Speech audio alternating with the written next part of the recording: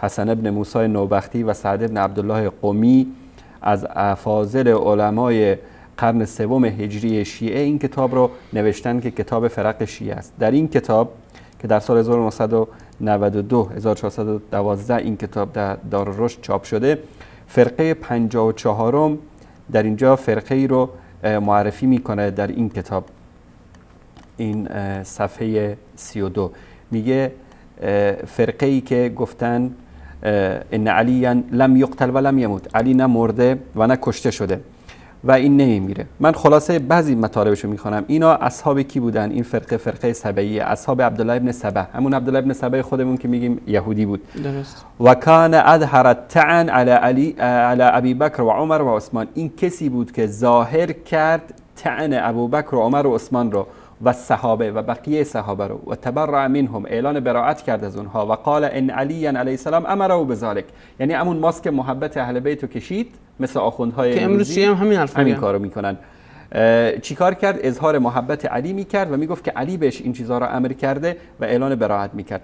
فاخذ علی فسأله عن قوله هذا فاقر به، علی رو گرفت اقرار کرد به این امر. فامر بقتله، علی چیکار کرد؟ امر به قتلش داد.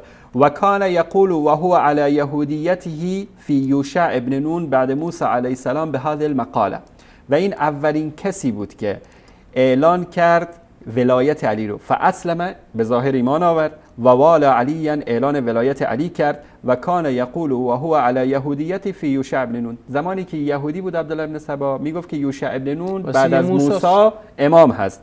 بعد از اینکه مسلمان شد به ظاهر گفت که علی امام هست.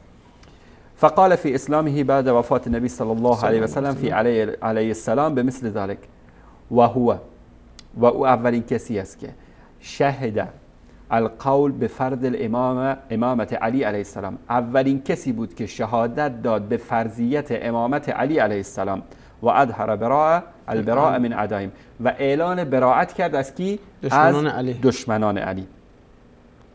در اینجا خودشون اعتراف کردن در صفحه 33 و کاشف مخالفیه، و اعلان کشف کرد مخالفین علی رو و اکفرهم، اونا رو تکفیر کرد. همین تکفیری که الان ما نشون دادیم اینجا. فمنها هنا، از همین جاست که قال من خالف الشیعه، کسی که مخالفت شیعه میکنه میگه که ان اصل رفض ماخوذ من الیهودیه، و هیچ شک نیست، و اصل رافضه‌گری از دین یهودیت گرفته شده. این اعتراف علمای خودشون هست.